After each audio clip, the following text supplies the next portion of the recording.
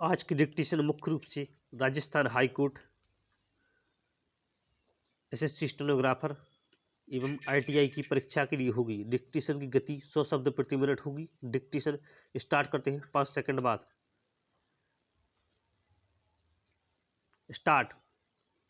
उपाध्यक्ष महोदय, वित्त मंत्री को देश की आर्थिक स्थिति और निर्धनता के संबंध में जितनी जानकारी प्राप्त होती है उतनी किसी अन्य मंत्री को संभव नहीं होती। बजट बनाते समय वैसे तो बजट में आय व्यय का ब्यौरा होता ही है, लेकिन मूल रूप में देश की आर्थिक नीतियों में किस प्रकार का परिवर्तन हो तथा किस मार्ग पर वह देश को चलाना चाहते हैं, सरकार का लक्ष्य क्या है, इन सब नीतियों का बजट में विवरण होता है। हमारे वित्त मंत्री चाहे जिस पद पर भी रहे हों, चाहे वे मुख्यमंत्री रहे हों या केंद्रीय सरकार में रहे हों, उन्होंने शानदार काम किया। जिस समय उन्होंने बजट प्रस्तुत किया उस समय देश को, विशेष रूप से गरीबों को, उनसे बहुत सी आशाएं थीं। देश में लगभग 6 लाख गांव हैं।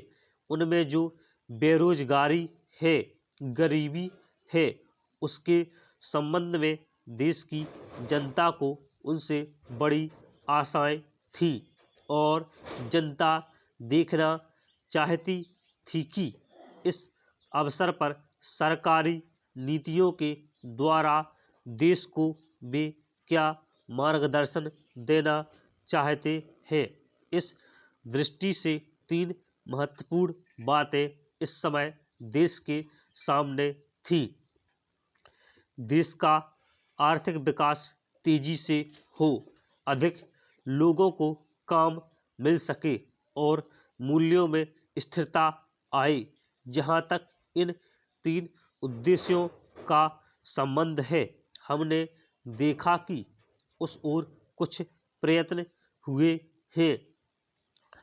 विशेष रूप से गरीबी हटाओ के संबंध में इस देश में जो चर्चा चल रही है, इस बजट में कुछ सीमा तक उसका उल्लेख मिलता है, क्योंकि जितने भी प्रत्यक्ष कर लगे हैं वे ज़्यादातर धनी लोगों पर और विशेष रूप से शहर के लोगों पर लगाए गए हैं। इस तरह से जो एक प्रकार की आर्थिक असमानता हमारे देश में चल रही है, उसको दूर करने का प्रयत्न अवश्य किया गया है। लगभग 5 दशक पूर्व जब हमारा देश स्वतंत्र हुआ था, उस समय देश में जितने सरकारी कर्मचारी थे वे ऐसा समझ बैठे थे कि अब तक देश में जिस तरह से अंग्रेजों का प्रशासन चल रहा था उस तरह से काम नहीं चलेगा, क्योंकि कांग्रेस के जो नए लोग आए थे वे मंत्री बने थे। वे लोग धन के मामले में त्यागी आदमी हैं। धन से उनको मोह नहीं है, लेकिन बाद में उन्होंने देखा कि हमारे मंत्री लोग भी उसी तरह से शानदार जीवन पसंद करने लग गए जिस तरह से अंग्रेज करते थे। स्टॉप।